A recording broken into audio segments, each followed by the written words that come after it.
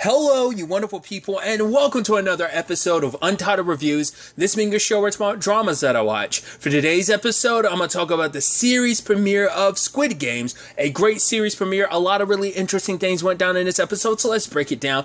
Well, this is an untitled review for now, but I don't know if there's going to end up being some super fantasy elements, because I know this isn't necessarily based on like some manga or manhwa, so we'll see how the rest of the season progresses, because I'm going to be dropping this all at once. So I might be titling this untitled review, but it might be like a super fantasy at the end of it, for all we know. But for now, it'll just stay that until I decide otherwise, because I mean to come up with my antiquated rules about this. Regardless, tangents and all that aside, it's interesting getting to meet what it appears to be our main protagonist, Gi-hoon, who is kind of a guy down on his luck. He has a daughter, but he's divorced. He had a good job, but then he got let go 10 years ago, and then he tried other businesses, but they failed. So he's in debt, not only to the bank, but also to loan sharks, who we see beating the ever-living crap out of him later on. Yeah, one guy, too, like, punched him, and it took his blood, wiped it on his tongue. It's like, oh, your blood's so delicious, we might as well make a soup out of it. It's like, now that's scary. Someone threatening to make you bleed a lot so they can make it into a soup. That's wild.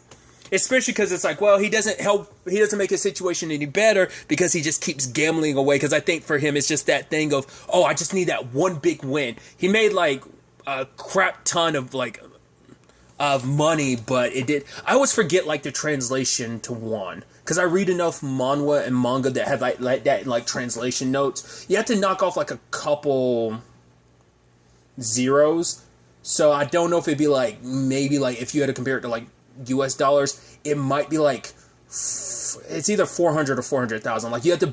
It's being a huge, like, it's not a 1-for-1, but it's like, rough idea, you have to knock off like a couple zeros, and that gives you basically the rough estimate of like US currency, or what it'd be. So it's equivalent to like, it's either $400 or $4,000 is what he got. But it's like, I think he got like 40 million, so like I said, you have to knock off a couple, whatever the case may be. And he felt so good about it, he gave the lady like 10 million, and he like bounced. But when he bumped into our unknown person, he somehow, I wonder, did she actually steal the money, or did he just drop it somewhere else? But then, like, when he was like, oh, no, I was trying to pay you all at once. I wonder who was his buddy, because his buddy doesn't seem like he's as in dire straits. Because they're like, yeah, they were living it up, having fun. Like, he was enjoying it. He's like, hey, calling up his daughter, like, you think about whatever you want, I'll get you whatever. Because his mom was suggesting, get her fried chicken, because she wants fried chicken. But he was telling his mom's like, no, give me a little extra money, I can actually get her a present. And he ended up taking his mom's secret credit card, and she changed the password because it wasn't even his birthday anymore. And he couldn't remember his mom's birthday, but it ended up being his daughter's birthday, which is kind of sad. It's like, yeah, I got on a final guess, it'll be my daughter's birthday. Yeah. And it's like, oh, that's kind of heartbreaking. Also, that you didn't know your mom's birthday. So that's kind of a shame. But and I love the guy shaming him for, because I feel like out of any culture, that's gonna suck regardless. Like, oh, you know your mom. I think that doubles in like the Korean culture. Like in the Asian culture, it's all like family is so important. So like not knowing something as simple as like your mom's birthday, it's like, oh, how disrespectful. And this could be ignorance, but it's just like, from what I know of the Asian cultures, is like, family is an important thing. So it feels like, oh, like that's a shameful thing for a son not to know something like that. I mean, it's a shameful thing for a son to be stealing money from his mom without her knowing, like sneaking into her bank account to take money so he can go gamble it. Because once again, he just needs that one job. He just needs that one bet to hit. He lost at first, but then like he bet on 4 and 6, and the reason why is because it was 6-4 because it was like, because of the month is why he chose it, I think. I try to remember, it's like, was that his daughter's birthday? The reason why he chose that? I was like, I don't think so. I think it was just like, he picked the day in the month or something like that, and it's why he got what he got. Might have been another way, it might have been 4-6 and not 6-4. Regardless. And it just, obviously getting the crap beat out of him, even having to go back to that teller and be like, hey, can I can I get that 10 million or that 10,000 back or whatever? And it's like, yeah, how, because she was like, okay, sure, whatever, when he gave it to her, and I was like having to grovel and ask for it back, just so he can't even get his daughter fried chicken. He's getting her something else, especially because she's like, yeah, my stepdad took me to steak. He's like, oh, that's cool, but she's like, yeah, but regardless, I like this because I'm not going to even like, because I'm not well versed in everything, like Asian culture in general, but definitely like not even like Korean culture. So like a lot of the foods, I'm not even going to say, because I'm not well versed in Asian cuisine in general, but definitely not Korean. I'm specifying considering this is a Korean series, so. But the thing she got is considered, I guess, like junk food. So she's like, yeah, mom would never let me get it. So she's trying to make her dad feel better. But like, oh yeah, I so. But he's making the promise of like, oh, next year I'll get it big and you'll kind of be able to get what you want. And the moment she's like, next year, you're like, the moment she said that, you could tell something was off. And his mom had to be the one that ultimately tells him what is happening. It's like, so she's moving to the U.S. with her mom and her stepdad because her stepdad is getting a job there, and her grandma stressed because it's like, right, are you gonna be okay with, because for him he feels like such a loser where it's like, right, she'll be better taken care of, like her stepfather and her mom will be able to give her plenty that I couldn't, because also like the agreement, it's like, right, like her, like it seems like her mom got most of the custody rights in the divorce. But it's like, right, if you can show that you are financially taken care of, like that you have the financial situation to take care of it, like things can sway your way. Because tying this into the game, and what's good, I don't know how much of this is actual I mean, because I know some of these games are going to be universal children's games, because I think that's supposed to be the design that even if you're not Korean or spend any time in Korea, you'll still need to know, like, because like the red light, green light, that's green light, red light, like that's I think it's universal. But the one where like he's slamming the like envelopes, because the point is like to flip it, like to flip the opponents. I'm like, I don't know if that's a specific Korean game or maybe there's like different versions of it in different countries. But yeah, I love that. The guy's like, don't worry, I'm gonna weigh the 100,000 and just slap you in the face. And I love that when he finally did one, he's celebrating. It's like, yeah, I lost like all those other times, and my face is red from getting the piss slapped out of me. But yeah, I won this once. And he gets ready to slap the dude. He's like, right, here's your money. He's like, oh, right. I got so caught up and I forgot that we were actually betting for money because I kept losing so much, and you knew I didn't have the cash on me, so you just kept slapping me for it. So I thought that was fascinating. I wonder, in retrospect now, I'm wondering, like, do the numbers have, like, the numbers seem like it's assigned by base, like, I'm jumping around a little bit, because a lot of things about the numbering made me wonder, why 456? That's such a specific number. Why not just, like, why not an even, like, 456 is even, yes, but why 456? Why not, like, 450? Why not even 500? Why 456? It feels so specific. And Jihoon ends up being the last one too. But part of me was wondering, is like, do you think it? I was like, it can't be in correlation to how long it takes you to win. I was like, because like the old man is number one, so he's like the first one, or maybe it's like they have a list of people they go to, and like I said, I think it's like you're signing up and agreeing to it gives you the respective number that you got, because he's the last one. Like he just happens to fill in that last spot, but. Nevertheless, I'm going on a tangent. It just made me wonder, because it's like, I was about to say, probably is no correlation between like how many times it takes you to win. Maybe there's something to it, but I figured it just has to be purely by you signing up. That just crossed my mind to be like, could there be some correlation there? But maybe not. Maybe, like I said, I'm just overthinking it. But he won the money and gets offered like, hey, here's a game that'll let, it's like, I know exactly who you are. I know, Gihon, you owe like 100 and some mil to like a loan shark. You owe 250 mil to the bank. So this is an opportunity to make some money. Like, contact me if you ever need it. But because of his daughter's situation, he's willing to play the game. And, I mean, he meets, it turns out there's at least 3 people that are partaking in this game that he knows. One, well, he got to know the old man, which that old man, it's like he's got dementia, and he's also talking about the fact that he has a tumor in his head, so he's going to be the one to watch out for. I think he's going to be a lone player in this, because he's a man that's like willing to take the chance, because you see later on, like, he's having fun, because he has nothing to lose. It's like, I'm going to die soon anyway, so is it even about the money at this point? Kind of even love that whole thing of like Ji-hoon is like, oh, you shouldn't even be here. You should be in a coffee chair having your daughter-in-law serve you something. It's like, well, what about your parents? Are they just sitting back having your daughter-in-law cook for them? And it's like, that's actually definitely not the case for his mom. I guess his dad's not around either. Just wasn't in his life, or his dad's gone. I'm assuming like the Squid Game opening, like, you know, about explaining the actual Squid Game. I'm assuming that's going to be like the final game or something. I'm assuming like it gets introduced at the beginning, but it's probably going to be like the sixth game. I can only assume. I could be mistaken. This is me like having saw the trailer a while back, but I remember like the red light, green light is what the trailer focused on. I don't know if it showed any of the other games, at least not to my recollection, and that was a while ago. I've heard people talk about Squid Game without talking about it. They're just like, oh, they've watched it or not. I haven't really heard anyone talk details about it. So, there's that.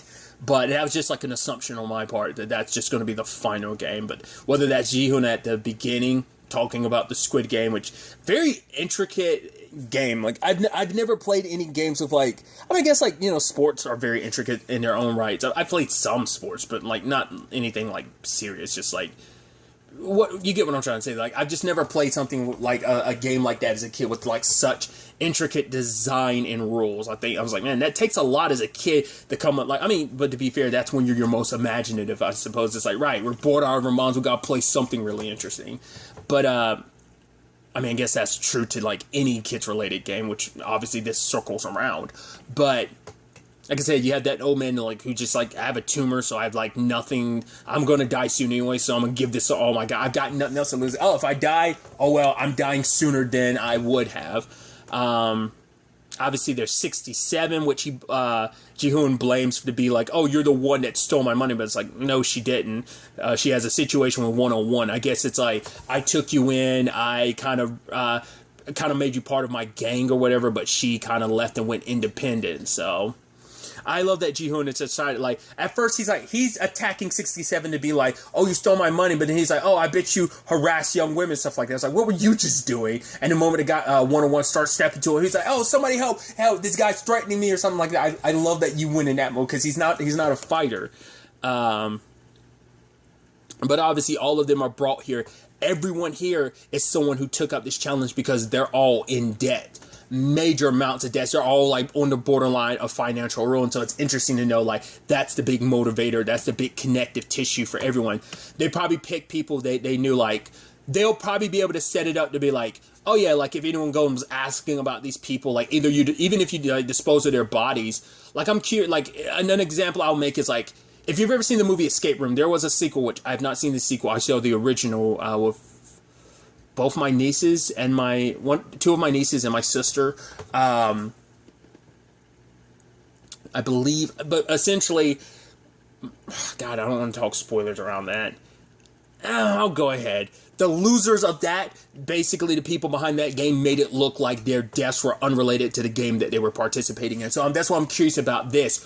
Are they making it so that everyone who dies during these games, like, oh, they make it look like, oh, these people just committed suicide? It's like, it's pretty hard to cover that up to make it look like suicide, but at least make it, when they disappear, it's like, yeah, they disappear because they were in such financial straits that it's just probably like they probably went somewhere and killed themselves or disappeared. Like, they probably, like, there's probably a whole means of, like, covering this up, leaving, like, fake notes to their loved ones or anyone that would potentially miss them. I think that's also the thing of, like, right, it's kind of like picking people that are in such desperate need who, if they disappeared, too many people would ask questions, but they'd be able to, like, brush it away by being like, oh, yeah, they were in financial straits, so blah, blah, blah. We'll probably find out later. I'm sure there's going to be a future episode, whether it's the next episode or not. There's got to be an episode that really explains, like, how they get away from it. Not unless that's something, like, at the tail end of the season that we get any insight to that. But, because the whole thing was like, how are we supposed to trust you? It's like, you trusted us enough to play the game, and to the point that, well, you played the game where it's like, right, to get the 100,000, and we paid you, and now you actually trust us, so that trust ran enough for you to be here right now. The fact is like, oh, we're hiding our identities because much like why we hide the games because we don't give you an unfair advantage, I guess knowing who our staff is, because I'm assuming like there's probably people who are participating in this game that are connected to some of the staff. The dude who's running things, I feel like Ji-hoon's probably going to be even more connected. I think his daughter's stepdad is going to be like, either he's going to be the main dude running things, because the main dude with like the very distinct mask who is like watching stuff. He was like playing that like jazz music and stuff like that later on. I'm like, they made sure not to show you his face, but I'm like, that's got to be like this. Because also like when he like confirmed something, he said it in English. I'm like, that's so interesting. Consider like the whole point like like Ji-hoon's grandmother was making was like, right, the moment your daughter goes to the US, she will stop speaking Korean and she won't be able to communicate with you anymore and you'll just be another stranger to her. But it's like, yeah, going to the US, most likely like probably at that probably at the point you shift over to English, but it's like the fact is this person is speaking English and it's like, well, no one else is speaking English, like everyone else is speaking Korean. Speaking of, they did like 101 start throwing shade at 67 of like, oh, her being like, he's like, oh yeah, you want to wave a flag. It's like, oh yeah, you're from North Korea, so you want to wave their flag. I was like, oh, I don't watch enough Korean shows, but does that ever come up? Like, specifically saying like, I'm not saying the actress actually is from North Korea, but like the fact is that like, I feel like, I mean, I've only seen like a handful of like, probably like one or two like Korean dramas, and I like, that's never something that really good. I mean, it's always just, because most the Korean dramas I've seen like take place in Seoul, so it's like, yeah, it's South Korea, but it's like the North Korea angle never really gets brought up, and I think kind of understandably, because like obviously there's issues on that side, but it's just like I don't know, like the fact is that bringing up I mean, I guess that's just intricate to her character and her story of like, oh, so she's someone who has escaped from North Korea, so she's definitely like has a very complicated and troubled past. I guess is kind of what that's inferring, like how she ended up on the wrong side of things. You know, it's just like coming from, I mean, I think that's probably why, because 101 was also saying, like, oh yeah, you've always been someone who can take a beating, and maybe that kind of implies because of her experience in North Korea, too. It's like, I couldn't help but focus on that, because I was like, oh, like, I'm sure, I just assume most Korean dramas stay away from that subject. I mean, once again, that's coming from ignorance. Like I said, I've only seen maybe 2 Korean dramas I can think of, in totality. So that's why I'm like, I just feel like that's a subject I don't see get ventured and touched on a little, but I mean, you know, maybe it happens a lot more than I'm giving it credit for. But also, Ji-hoon ended up meeting that guy he knows, because he's like, yeah, he's like, yeah, I talked to your mom earlier. She talked about how like well you were doing. Like, how are you in, there's no way you're in major debt. And he's like, we'll talk about it later. And obviously we have the red light, green light game. And I love that, like, they set it up, like, where you get introduced, like, oh, look at these wacky characters. Like, was it 324? And the way when he took his picture, he made a wacky face. He was like, ah. And you're like, oh, like, he's going to be the wild guy. He's like, nope, first one dead.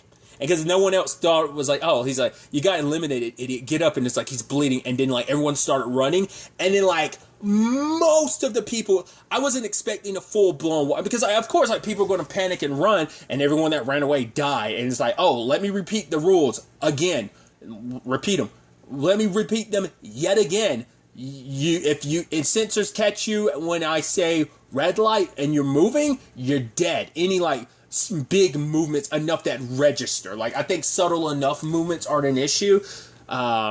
But yeah, it just becomes his buddy, Ji-hoon's buddy was like, get behind somebody, that way your movements don't really get detected, because it doesn't have like X-ray vision, so if you're tucked behind someone enough that it can't register you, it's only going to register the person in front of you. So it just, because 67 was doing the same thing to 101, and it's just like she grabs him. I thought she was going to use him as a shield, but it's like, no, she just tossed him to the back because she wanted to screw him over, because they're also on a 5-minute time limiter. So, once again, the first one, like, after everyone started dying and, like, once it calmed down, who was the first one that started moving again? Number 1, Gramps. He's happy. He's like, I got this. Aha. He started moving.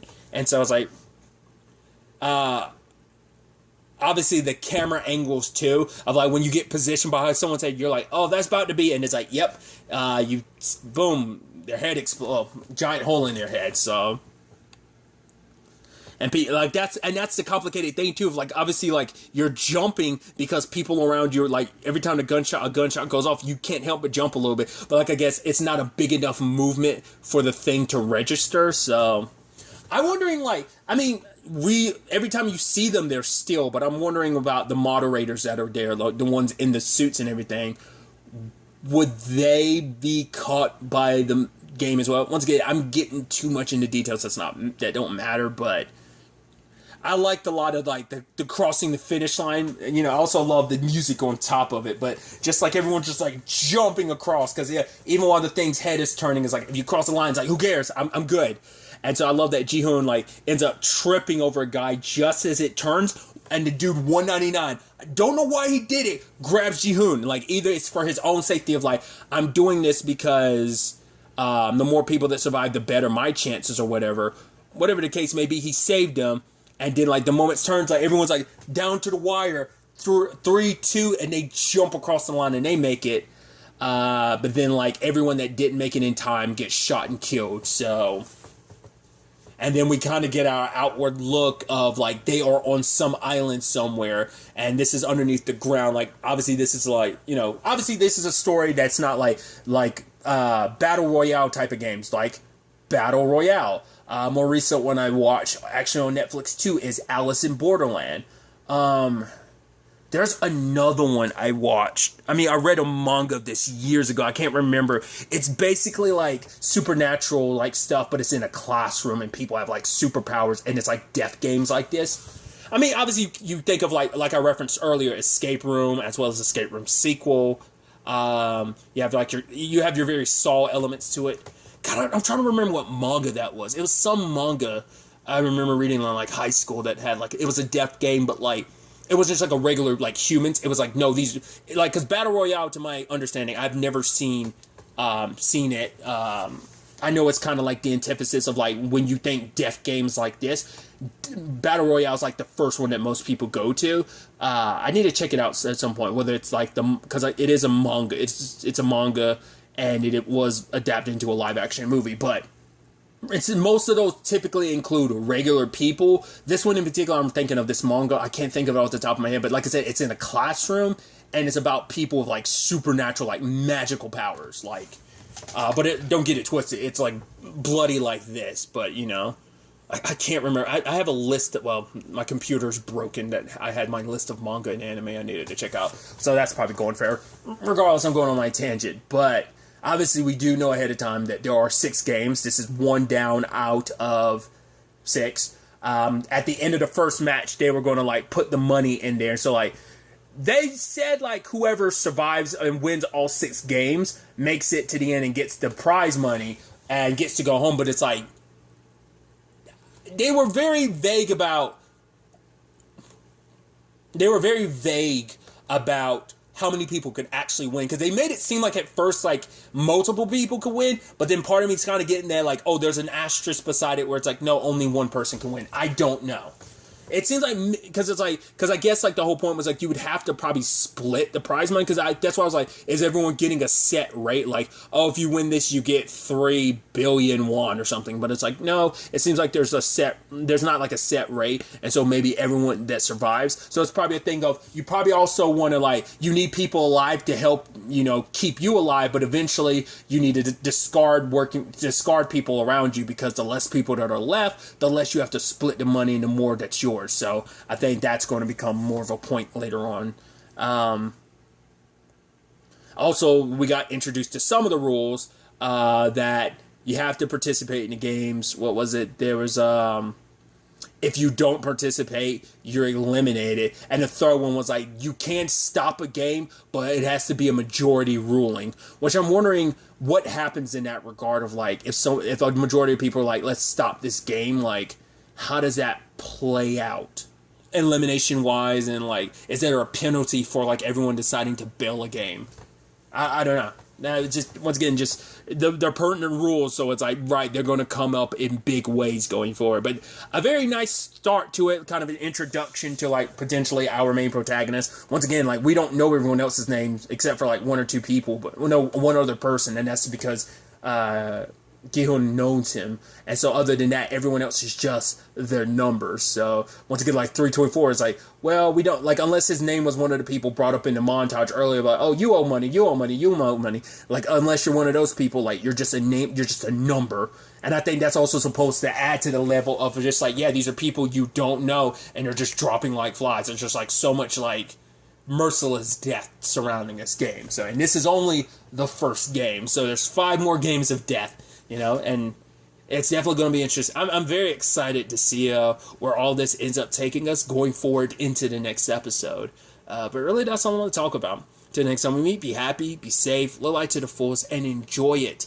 Good day, and goodbye.